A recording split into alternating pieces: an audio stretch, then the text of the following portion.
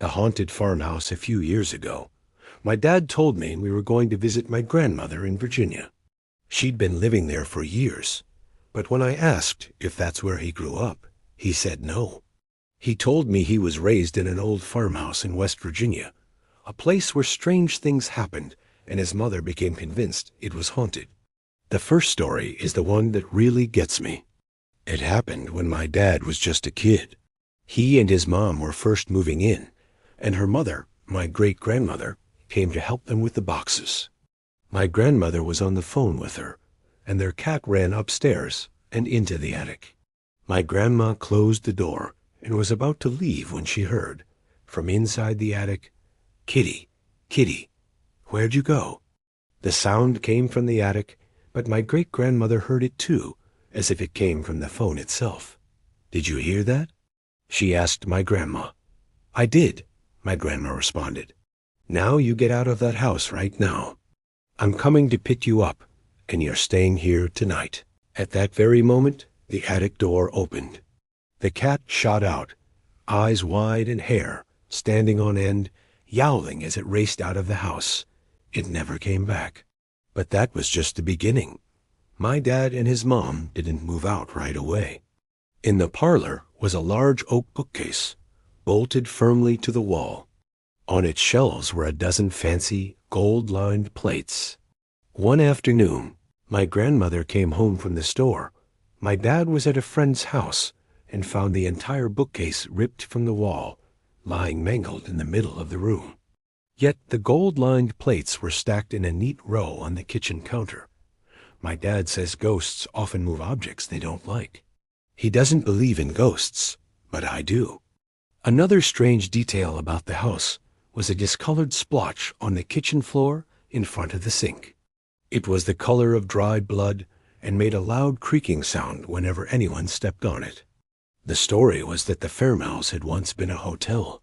A wealthy Californian businessman was visiting his sister there when a man, also a guest, shot and killed him. I'm not saying the stain was his blood, but my dad said that sometimes at night he could hear the sound of footsteps creaking over that very spot. I don't remember what finally pushed my grandmother to leave, but it was soon after the bookcase incident. She had also seen what looked like a person slinking around the house one night and had heard people talking in the house on several occasions. One day, as my dad was helping his mom back, she told him to clear out the old, broken deep freezer they used for storage.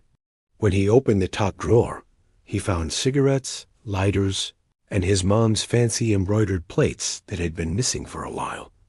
It seemed the ghosts liked to take things. You'd expect the haunting to end once they moved out, but that's not how it worked out. They sold the farmhouse to my Uncle James, who was in his early 60s. For a time, the spirits left Uncle James alone. Then, one night, he heard slow, plodding footsteps echoing up the hallway. He looked up from his book to see a man standing in the doorway to his bedroom, his back to him, staring at a painting. "Hey," my uncle yelled, "who the hell are you?" The man turned around. He was short, with shaggy black hair and a goatee, sad blue eyes, and a blue jumpsuit. Uncle James only got a fleeting glance before the man vanished. A few minutes later, my grandmother received a frantic phone call. "Someone's in my house." When my grandmother and her husband arrived, they found Uncle James sitting on his bed, shaking, with a shotgun pointed at the door. From then on, he told them crazy stories about being dragged from his bed and into the hallway by an invisible person, and then slapped, punched, and bitten repeatedly. This happened every single night. For some reason, the invisible man never went into the parlor. My dad, who was about 14 at the time, had to stay over at Uncle James's house one night. My uncle, a little cookie from all he'd been through, insisted my dad sleep in the parlor, saying it was the only safe place. My dad didn't believe in ghosts, but he was curious. He wanted to see the mysterious man for himself. Uncle James was against the idea but finally relented, on one condition. My dad had to use the magic blanket, a regular quilted blanket that was supposedly a protective charm.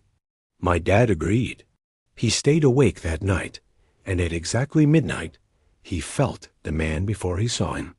The man stood in the parlor doorway, just as Uncle James had said, and simply stared at my dad before disappearing. At 6:00 a.m., the door to Uncle James's bedroom squeaked open. Footsteps creaked up the hall to the parlor. My dad, thinking it was the man, pulled the magic blanket over his head. Uncle James appeared in the doorway and coughed. "Matt, is that you?" he asked. "Yeah," my dad responded. "I'm here." "Ah," Uncle James said softly. "I told you the magic blanket would work." "I think I saw the man," my dad said. "Did you?" Uncle James asked, sounding distracted. "And you know what? A man never came for me last night.